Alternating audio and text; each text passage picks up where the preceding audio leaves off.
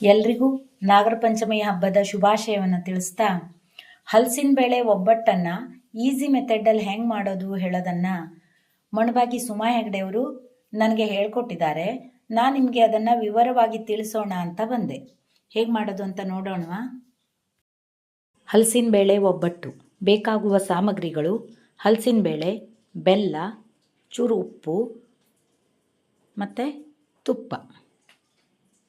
ಮಾಡುವ ವಿಧಾನ: ಹಲಸಿನ ಬೇಳೆಯನ್ನು ಈ ಫೋಟೋದಲ್ಲಿ ಕಾಣ್ತಾ ಇದೆಯಲ್ಲ, ಮೇಲ್ಗಡೆ ಸಿಪ್ಪೆಯನ್ನು ನೀಟಾಗಿ ಸುಲ್ಕೊಳ್ಬೇಕು. ಸುಲಿಯೋದು ಹೇಗೆ ಅಂದರೆ, ಸ್ವಲ್ಪ ಹಲಸಿನ ಬೇಳೆಯನ್ನು ಜಜ್ಜಿದ್ರೆ ಈಸಿಯಾಗಿ ಈ ರೀತಿ ಸುಲಿಲಿಕ್ಕೆ ಬರುತ್ತೆ. ಸುಲಿದ ಬೇಳೆಯನ್ನು ಕುಕ್ಕರಿಗೆ ಹಾಕಿ ಅದಕ್ಕೆ ನೀರು ಹಾಕಿ ಚೆನ್ನಾಗಿ ಮೆತ್ತಗಾಗುವಂತೆ ಬೇಯಿಸ್ಕೊಳ್ಬೇಕು. 7ರಿಂದ 8 ಸೀಟಿ ಹೊಡೆದ್ರೆ ಚೆನ್ನಾಗಿ ಬೇಯುತ್ತೆ. ಬೇಯಿಸಿದ ಬೇಳೆಯನ್ನು ನೀರನ್ನು ಬಸಿದು ಈ ರೀತಿ ಗ್ರೈಂಡರ್ನಲ್ಲಿ ನುಣ್ಣಗೆ ರುಬ್ಕೊಳ್ಬೇಕು. ಗ್ರೈಂಡರ್ನಲ್ಲಿ ಒಂದು ಕಲ್ಲನ್ನು ತೆಗೆಯೋ ಆಪ್ಷನ್ ಇರುತ್ತೆ. ಅದನ್ನು ತೆಕ್ಕೊಂಡು ರುಬ್ಬೋದ್ರಿಂದ ನಮಗೆ ಕೈ ಆಡಲಿಕ್ಕೂ ಈಸಿ ಆಗುತ್ತೆ ಮತ್ತು ನೈಸಾಗಿ ಚಲೋದನ್ನಾಗಿ ಬೀಸಲಿಕ್ಕೆ ಚಲೋ ಆಗುತ್ತೆ. ಕಾಣಿಸ್ತಾ ಇದೆಯಲ್ಲ, ಆ ರೀತಿ ನೈಸಾಗಿ ರುಬ್ಕೊಳ್ಬೇಕು. ಈಗ ನೈಸ್ ಆಗಿದೆ.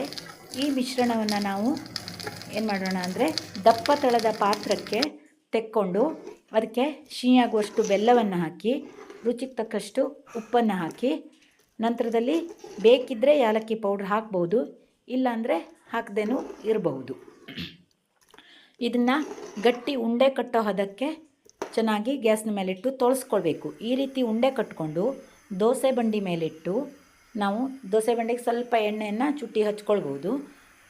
ಹಚ್ಕೊಂಡು ಮೇಲ್ಗಡೆ ಮತ್ತು ಕೆಳಗಡೆ ಎರಡೂ ಸೈಡನ್ನು ಈ ರೀತಿ ಕಾಣಿಸ್ತಾ ಇದೆಯಲ್ಲ, ಆ ರೀತಿ ಕೆಂಪಾಗುವಂತೆ ಬೇಯಿಸ್ಕೊಳ್ಬೇಕು. ಈ ರೀತಿ ಬೇಯಿಸಿ ತೆಗೆದ್ರೆ ಹಲಸಿನ ಬೇಳೆ ಸಿಹಿಯಾದ ಒಬ್ಬಟ್ಟು ತಿನ್ನಲಿಕ್ಕೆ ರೆಡಿಯಾಗತ್ತೆ. ಈ ಹಲಸಿನ ಬೇಳೆ ಒಬ್ಬಟ್ಟಿಗೆ ಗಟ್ಟಿ ತುಪ್ಪವನ್ನು ಹಚ್ಕೊಂಡು ತಿಂದರೆ ರುಚಿ ಅದ್ಭುತ. ಹಲಸಿನ ಬೇಳೆ ಒಬ್ಬಟ್ಟು ಆರೋಗ್ಯಕ್ಕೂ ಒಳ್ಳೆಯದು, ತಿನ್ನಲು ಬಹಳ ರುಚಿ. ನೋಡಿದ್ರಲ್ಲ ಫ್ರೆಂಡ್ಸ್, ನಮಗೆ ಮಣಬಾಗಿ ಸುಮಕ್ಕನವರು ಇದನ್ನು ಮಾಡೋ ವಿಧಾನವನ್ನು ಹೇಳ್ಕೊಟ್ಟಿದ್ದಾರೆ. ನೀವು ಮಾಡಿ ನೋಡಿ ಫ್ರೆಂಡ್ಸ್. Thank you.